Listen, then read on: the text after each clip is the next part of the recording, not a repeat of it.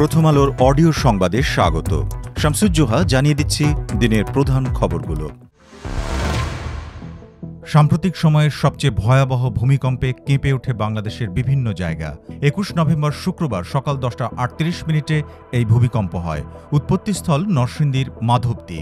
আবহাওয়া অধিদপ্তরের তথ্য অনুযায়ী এই ভূমিকম্পের মাত্রা ছিল ৫.৭। মার্কিন ভূতাত্ত্বিক জরিপ সংস্থা USGS বলছে রিক্টার স্কেলে ভূমিকম্পটির তীব্রতা ছিল ৫.৫। উৎপত্তিস্থল নরসিংদী ও ঢাকা ছাড়াও ভূমিকম্পের খবর পাওয়া গেছে চাঁদপুর, নীলফামারী, সীতাকুণ্ড, সিরাজগঞ্জ, নারায়ণগঞ্জ, পটুয়াখালী, বগুড়া, বরিশাল এবং মৌলভীবাজার থেকে। ভূমিকম্পের সময় ঢাকার বিভিন্ন এলাকায় অনেকেই আতঙ্কে ঘর থেকে রাস্তায় বেরিয়ে আসেন। ঘটেছে হতাহতের ঘটনাও। ক্ষতিগ্রস্ত হয়েছে অনেক পুরনো বাড়িঘর।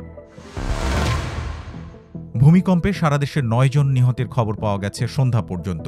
পুরান ঢাকা এবং নারায়ণগঞ্জের রূপগঞ্জে ২ শিশুসহ ৪ জন নিহত হয়েছেন। এছাড়াও অন্তর্বর্তী সরকারের প্রধান উপদেষ্টার শোক বার্তায় আরও একজন নিহত হয়েছেন বলে জানা গেছে। পুরান ঢাকার আরমানিটোলায় কসাইটুলি এলাকার একটি ভবনের পাশের দেয়াল এবং কার্নিশ থেকে ইট ও পলেস্তারা খসে পড়ে। নিচে মাংস বিক্রির দোকানে থাকা ক্রেতা এবং পথচারীরা আহত হন। ফায়ার সার্ভিস সেখানে পৌঁছার আগে স্থানীয় লোকজন তাদের মিটফোর্ড হাসপাতালে নিয়ে যান। হাসপাতালে নেয়ার পর চিকিৎসকেরা ৩ জনকে মৃত ঘোষণা করেন। পুরান ঢাকায় নিহত ব্যক্তিরা হলেন রাফিউল ইসলাম, আব্দুর রহিম এবং তার ছেলে মেহরাব হোসেন। নিহত ব্যক্তিদের মধ্যে Rafiul Islam Sir Salimullah medical college Mitford হাসপাতালের শিক্ষার্থী বলে জানিয়েছে তার পরিবার। আব্দুর রহিমের গ্রামের বাড়ি লক্ষ্মীপুরের চন্দ্রকোনায়। তিনি সুরিটোলা স্কুলের পেছনে ভাড়া বাসায় থাকতেন। এছাড়াও ঢাকা বিশ্ববিদ্যালয় হলের ভবন থেকে লাফ দিয়ে গুরুতর আহত হয়েছেন অন্তত ৪ শিক্ষার্থী। সব মিলিয়ে ঢাকা বিশ্ববিদ্যালয়ে অন্তত ১০ শিক্ষার্থীর আহত হওয়ার খবর পাওয়া গেছে। কয়েকজন হাসপাতালে ভর্তি হয়েছেন। নারায়ণগঞ্জের রূপগঞ্জে দেয়াল ধসে ফাতেমা নামের ১০ মাসের এক শিশু নিহত হয়েছে। এ সময় শিশুটির মা কুলসুম বেগম সহ ২ জন আহত হন।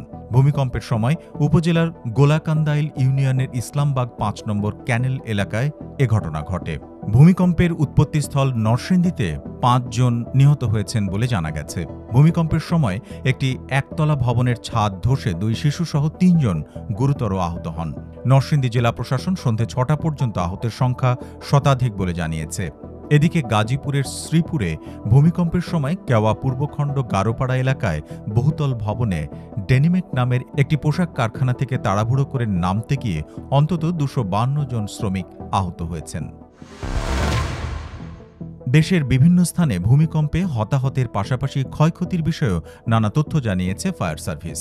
ফায়ার সার্ভিসের সংবাদ বিজ্ঞপ্তিতে বলা হয়, ভূমিকম্পের সময় খিলগাঁওয়ে নির্মাণাধীন একটি ভবন থেকে পাশের দোতলা একটি ভবনে একটি ইট খসে পড়ে, এতে একজন আহত হন। পুরান ঢাকার স্বামীবাগে ৮ তলার একটি ভবন অন্য একটি ভবনে হেলে পড়ার খবর পেয়ে ঘটনাস্থলে যায় ফায়ার সার্ভিস।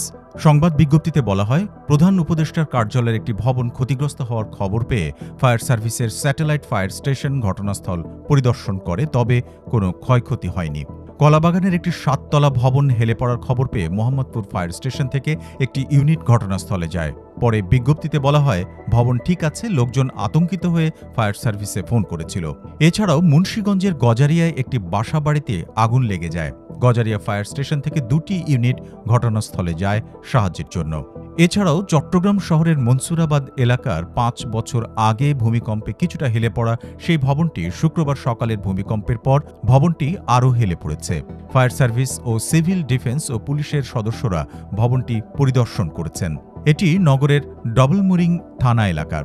ডাবলমুরিং থানার ভারপ্রাপ্ত কর্মকর্তা বলেন, ভূমিকম্পের পর ভবনটি আরও একটু হেলে পড়েছে। বিষয়টি দেখার দায়িত্ব চট্টগ্রাম উন্নয়ন কর্তৃপক্ষ CDA-র। বিষয়টি তাদের জানানো হয়েছে। এই ছিল এখনকার মতো। প্রথম আলোর অডিও সংবাদ শুনুন আমাদের ইউটিউব চ্যানেল, ফেসবুক পেজ এবং prothomalo.com-এ।